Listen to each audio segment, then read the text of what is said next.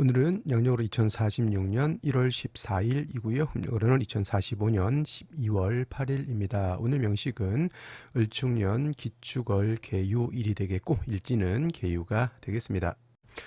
자, 오늘 명식 일간은 개수일간이 되겠고요. 개수일간이 태어난 월령은 축월이 되겠습니다. 항상 사주 볼 때는 일간이 이 사주의 주인공이라고 하는 것을 꼭 명심해 두시고, 사주를 분석하는 것은 어디까지나 일간을 위주로 해서 분석을 하는 것인지 연간을 위주로 월간을 위주로 하는 것이 아닙니다. 이 사주의 주인공은 누구다? 바로 이 일간이고 오늘은 개수가 주인공이 된다. 모든 여건은 개수에 맞춰서 통변을 해야 되고 개수에 맞춰서 모든 것을 해석하는 것이 중요하다라고 말씀을 드릴 수 있겠고요. 자, 개수가 태어난 월령 축월, 축월은 동절이라고 말했고 동절이기 때문에 굉장히 춥습니다. 일단 어찌 됐건 간에 반드시 해자 축월에는 조후의 필요성이 가장 크다라고 말씀을 드렸고요. 그다음 일간의 특성, 개수의 특징은 뭐다? 청징함에 있다. 맑고 깨끗함을 유지하는 것이 개수의 특징인데, 월령 자체가 축월이고 축토는 토죠. 습토라서 일간 개수가 축의 통근은 가능하다 하더라도 칠살이 강한 그런 계절이다. 그래서 개수가 축월에 태어나게 되면 월령만 놓고 봤을 때는 병관격, 칠살격이 되지만 여기 있는 축 중에 있는 신금이 천간에 투출하게 되면 이때는 격이 뭘로 바뀔 수 있다? 이거는 편인격으로 바뀔 수 있죠. 이렇게 되면 이제 뭐 칠살이 인성을 생하고 인성이 개수를 생하는 그러한 살인상생의 구조가 될 수 있다라고 하는데, 자, 오늘 월간 보게 되면 기토가 이렇게 투출되어 있죠. 이거는 축 중에 있는 지장간 본기가 이렇게 투출이 된 겁니다. 그래서 오늘은 뭐 신금이 투출된다 하더라도 격은 어차피 원한적인 칠살격의 편관격이 될 것이고, 축월은 수가 약한 반면에 토가 굉장히 세력을 얻죠. 토왕절이기 때문에. 자, 그래서 국세는 살중 신경한 국세 신약 살왕한 사주국세 이렇게 볼 수가 있겠다.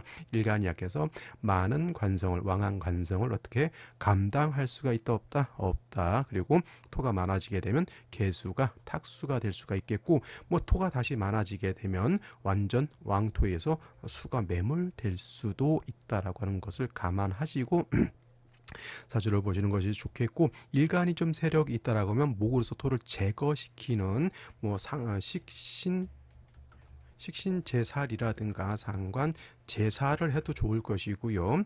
만약에 일간 약하다라고 하면 일단은 인성인 금이 있어서 개수의 수원을 끊기지 않도록 계속 생을 해주는 것이 필요하다라고 이렇게 볼 수가 있겠습니다. 자, 연지 보게 되면 또다시 축토를 얻었습니다. 살중신경의 일간 자체가 극히 약합니다. 개수가 축에 이건 통근 가능하다 하더라도 개수가 축에 뿌리를 둘 수 있는 것을 예를 들어서 20점이라고 하면 저 토가 축토 2개 기토까지 투출하게 되면 조금 100% 이상 관살이 왕한 칠살이 왕한 것으로 보면 되겠습니다. 그리고 일단 화가 없습니다. 근데 이렇게 물어볼 수 있죠. 선생님, 저렇게 관살이 왕한데 화를 보게 되면 화생토해서 관살이 더 왕해진 것 아닙니까? 물론 그럴 수 있습니다. 저 화가 있어서 토를 생할 수 있지만 일단 일간 자체가 근원을 마련한 연후에 화를 얻어서 이거는 관살을 생한다라고 하는 개념보다는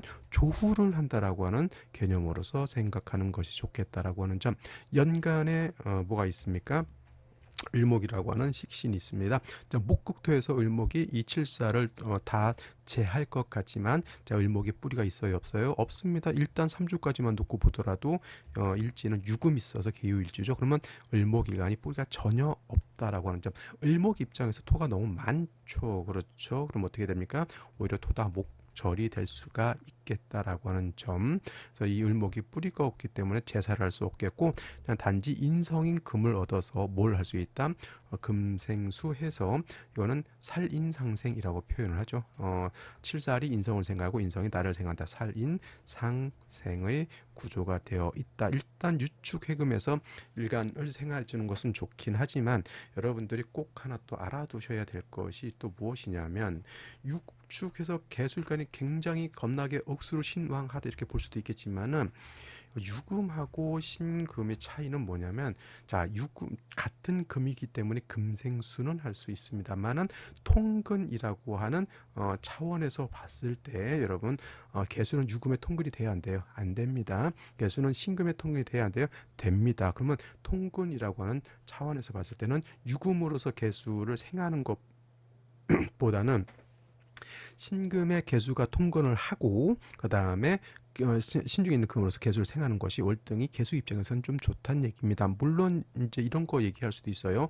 음생음의 그 음생지공이라고 하죠. 음생지공 개수는 그 맑고 깨끗한 수이기 때문에 신금으로 생하는 것이 더욱 경금으로 생하는 것보다 좋다 이렇게 얘기를 할 수 있지만, 그런 이제 천간들은 그렇게 볼 수 있지만 지지로 통근의 개념에서는 유금하고 신금의 차이가 있겠다라고 하는 점, 요거 뿌리만 있었으면 요 기토를 좀 제거시켜 줄 수 있었을 것인데 요 뿌리가 없는 게 좀 아쉽고요. 생지에서라도 을목이 좀 뿌리를 얻을 수만 있다면 요 기토는 제거할 수 있다라고 하는 점, 유금을 얻어서 일단 개수가 생을 받고 있다라고 하는 점은 좋지만은 화가 없어서 조우가 되지 않아서 금한순행이라고 하죠. 금도 얼고 금한순행, 물도 얼어서 사주 전체가 좀 생기생각.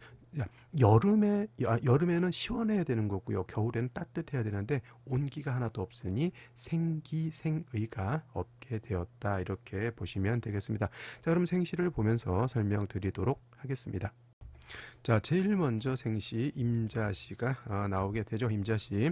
자, 일간이 약할 것 같지만 자수를 얻었고요. 임수 겁세가 있어서 약한 개수를 돕고 있습니다. 금수가 오히려 토가 왕한 것도 맞지만은 금수가 오히려 세력을 또 얻어서 일간 개수가 신강 또는 이건 뭐 원령에도 통근했으니까 신왕 사주로 오히려 볼 수도 있겠습니다. 중요한 것은 화가 없어서 조후가 되지 않으니 운은 목화 운으로 가는 것이 좋겠다 이렇게 보시면 되겠고요.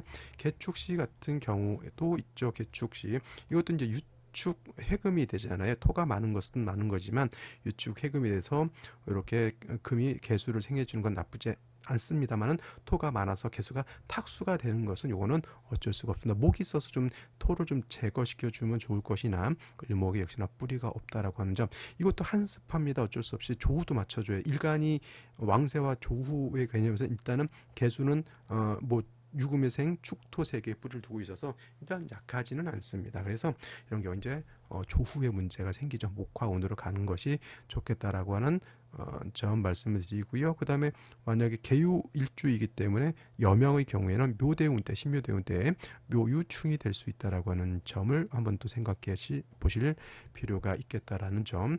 갑인시 같은 경우에는 자, 인의 뿌리를 둔 갑목, 인의 뿌리를 둔 을목에 이렇게 투출되어 있죠. 갑목의 토를 억제시켜 줄 수 있겠고요. 그다음 인의 을목이 뿌리를 두니까 을목이 요 기토 정도는 제거시켜 줄 수 있습니다. 조후에 문제가 있긴 한데 좀 암장된 인중에 있는 암장된 인중 병화가 없지 않아 있긴 하지만 조후로 하기에는 굉장히 미흡하다라고 하는 점. 근데 요거 아까 말씀드렸던 것처럼 축축에 뿌리를 두고 유금의 생을 받는다고 해서 이거를 갖다가 신왕하다 이렇게 보면은 안 된다라고 하는 점. 이 상태에서는 제가 봤을 때는 목화운보다는 이거는 금수운으로 가는 것이 좋습니다. 이거는 어쩔 수 없이. 근데 조후가 미흡하기 때문에 목화운이 아니라 금수운으로 간다 하더라도 좀 크게 발전할 수는 없다. 왜냐하면 조후가 미흡하기 때문에 그렇다고 하는 점. 그러니까 어떻게 보면 갑인시가 좋을 것 같지만 그렇게 추천드리기가 좀 어려운 생시. 그 다음에 확실하게 남녀 불문하고 좋지 못한 생시는 역시나 을묘시가 되겠다. 이거는 뭐다? 묘유충하기 때문에 약한 개수를 그나마 유금이 있어 축토를 끌어 당겨서 유축 회금해서 개수를 생해주고 있는데 요 묘유충에서 얘가 날아가 버리면 어떻게 됩니까? 낙동강 오리알 신세가 된다 이렇게 보시면 되겠고요.